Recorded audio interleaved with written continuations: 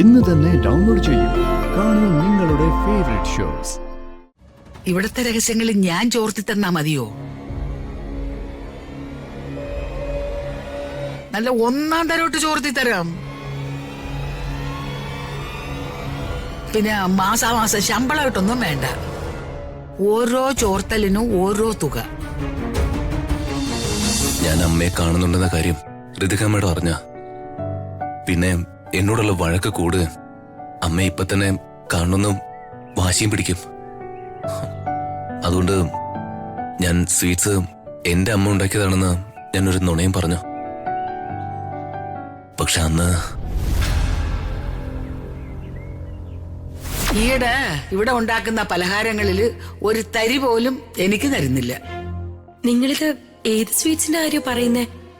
എനിക്കൊന്നും മനസ്സിലാവുന്നില്ല. ഞാനിവിടെ എന്ത് പലഹാരങ്ങൾ ഉണ്ടാക്കിയാലും അതെല്ലാവർക്കും കൂടെ ഉള്ളതാ. ഒന്നും അങ്ങനെ മാറ്റി വെക്കാറില്ല.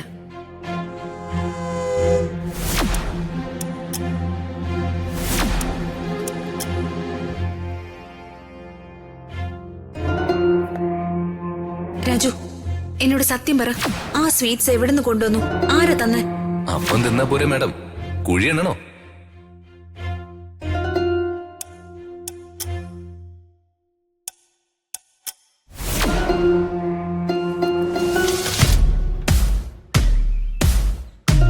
ഇതിങ്ങനെ ഓരോ ദിവസം ചെല്ലുന്തോറും വഷളാവുകയാണല്ലോ. ഇതിനൊരു സൊല്യൂഷൻ വേണ്ടേ? ചെറിയ ചെറിയ പിണക്കങ്ങളാ. ഇത് മെച്യൂരിറ്റിയുടെ പ്രശ്നാ.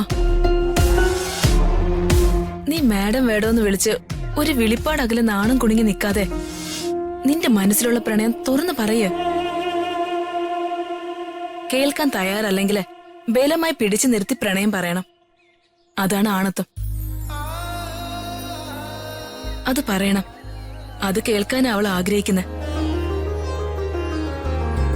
പക്ഷേ അമ്മയ്ക്ക് മാഡത്തെ കാണണ്ടേ? അമ്മയെ കണ്ടെത്തി ഞാൻ മകൾക്ക് കാണിച്ചു കൊടുത്ത ഈ പ്രശ്നം ഒരു പരിധിവരെ തീരും.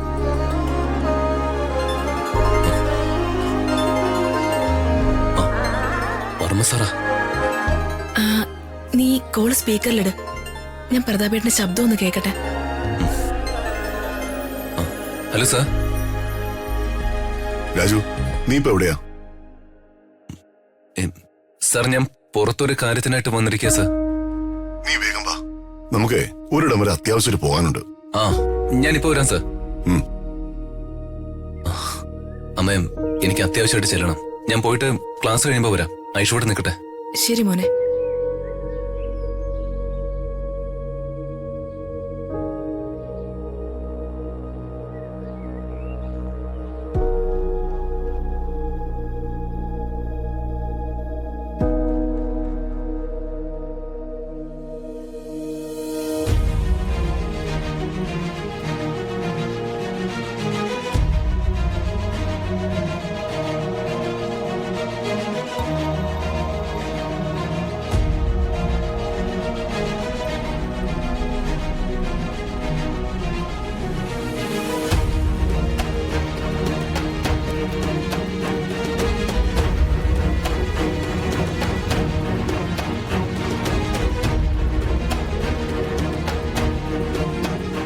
എന്തൊക്കെയോ രഹസ്യങ്ങളുണ്ട്. എന്താണെന്ന് ഒരു പിടിയും കിട്ടുന്നില്ലല്ലോ. ഒരു സ്പൈയെ അപ്പോയിന്റ് ചെയ്തിട്ട് ഒരു പ്രയോജനവുമില്ല. എന്തായാലും ആ ജയനെ ഒന്ന് വിളിച്ചു നോക്കാം.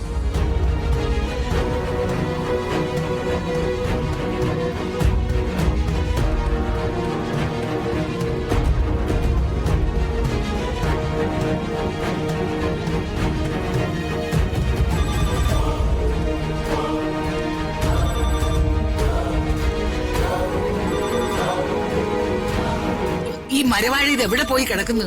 എന്റെ മോയ്, എന്തെങ്കിലും ചുറ്റിക്കളി ഉണ്ടെങ്കിൽ ഇപ്പൊ പിടിക്കാം.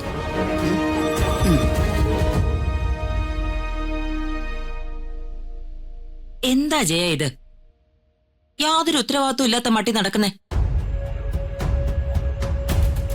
ജയനെ, ഞാൻ പേഴ്സണൽ അസിസ്റ്റന്റ് ആയിട്ട് ജോലിക്ക് വച്ചിരിക്കുന്നതും ശമ്പളം തരുന്നതും ജോലി ചെയ്യാനാ. ഋതികയുടെയും രാജുവിന്റെ എല്ലാ രഹസ്യങ്ങളും എനിക്ക് ചോർത്തി തരുന്നതാ ജയന്റെ ജോലി. എന്നിട്ട് എന്തെങ്കിലും ഒരു രഹസ്യം ചോർത്തി തരാൻ ജയൻ ഇതുവരെ കഴിഞ്ഞോ? മമ്പട പുളിശു. അപ്പൊ ചാരപ്പണിയാണ് ചെയ്യുന്നത്. ശരിയാക്കി തരാം. എന്തെങ്കിലും ഒരു കാരണത്താല് അവനെയോ അവളെയോ കൊടുക്കാൻ പറ്റിയോ? ജയനെന്താ ഒന്നും മിണ്ടാത്തെ? ഞാൻ ചോദിക്കുന്നതിനൊന്നും ജയന് മറുപടി ഇല്ലേ? ജയാ, ജയനല്ല, മുണ്ടയ്ക്കലമ്മയാ. എന്ത് മണ്ടക്കാട്ടമ്മയോ? അയ്യോ, മുണ്ടയ്ക്കൽ ഭഗവതിയൊന്നുമല്ല, കൊച്ചമ്മിണി. മുണ്ടയ്ക്കൽ കൊച്ചമ്മിണി. നിങ്ങളായിരുന്നോ? അല്ല, ഇവിടത്തെ രഹസ്യങ്ങളിൽ ഞാൻ ചോർത്തി തന്നാ മതിയോ? നല്ല ഒന്നാം തരോട്ട് ചോർത്തി തരാം. പിന്നെ മാസാമാസം ശമ്പളമായിട്ടൊന്നും വേണ്ട. ഓരോ ചോർത്തലിനും ഓരോ തുക. എനിക്ക് അവിടുത്തെ എല്ലാവരുടെ രഹസ്യങ്ങളൊന്നും അറിയണ്ട. ഋതികയുടെയും രാജുവിന്റെയും മാത്രം അറിഞ്ഞാ മതി. അയ്യോ, അത് ഞാൻ ഏറ്റു. ആ, അവര് രണ്ടും എന്റെ ശത്രുക്കളാ. അപ്പൊ ഞാൻ ഈ ജോലി ആത്മാർത്ഥമായിട്ട് ചെയ്തു തരാം. നല്ല കാര്യം. മുണ്ടയ്ക്കലമ്മയ്ക്ക് ഞാൻ തക്കതായ പ്രതിഫലം തരും. അല്ല, അപ്പം ഇന്ന് മുതൽ ഞാൻ ജോലിയിൽ പ്രവേശിച്ചോട്ടെ? ഇങ്ങോട്ട് പ്രവേശിക്കണ്ട, അവിടെ ഇരുന്ന് ജോലി ചെയ്താ മതി. നിങ്ങൾ എന്റെ ഫോൺ എടുത്തല്ലേ? അതെ, ഇങ്ങോട്ട് എടുക്ക്. ഹലോ, എടോ, താനിത് എവിടെ പോയിരുന്നു? ഒരു ജോലി ഏൽപ്പിച്ച കൃത്യമായിട്ട് ചെയ്യണ്ടേടോ. മാഡം, ഞാൻ കൃത്യമായിട്ട് ചെയ്യുന്നുണ്ട്. എന്ത് ചെയ്യുന്നുള്ളൂ? താൻ നാളെ ഉടനെ വന്നെന്നെ കാണണം. മാഡം, നിങ്ങൾ എന്തിനാ തള്ള എന്റെ ഫോൺ എടുത്ത്? അത് കൊറേ നേരമായിട്ട് ഇവിടെ കിടന്ന അടിയോടടി. സങ്കടം വന്നപ്പോ ഞാൻ അങ്ങ് എടുത്തു പോയതാ. എന്റെ കഞ്ഞിൽ ഇനി ആവണക്കണ്ട ഒഴിക്കാനാണ് നിങ്ങളുടെ ഭാവമെങ്കിൽ ഞാനൊരു മൃഗമായി മാറും. പിന്നെ മാറുന്നെന്തിന്? നീ ഇപ്പോഴും അങ്ങനെയൊക്കെ തന്നെ.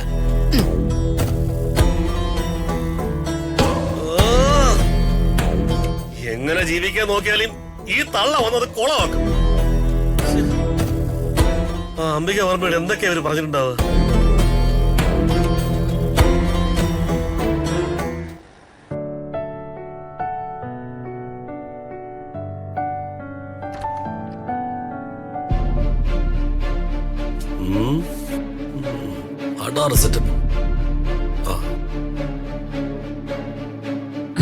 Good morning. Good morning. Good morning. നീ ഗുഡ് മോർണിംഗ് പറയേണ്ട കാര്യമില്ല. ശരിയാ, എനിക്ക് ഗുഡ് മോർണിംഗ് ഇല്ലല്ലോ. വാ, ഋതികയുടെ ക്യാബിനിലേക്ക് പോവാം. Sorry ma'am. അകലേ നോവിനാലേ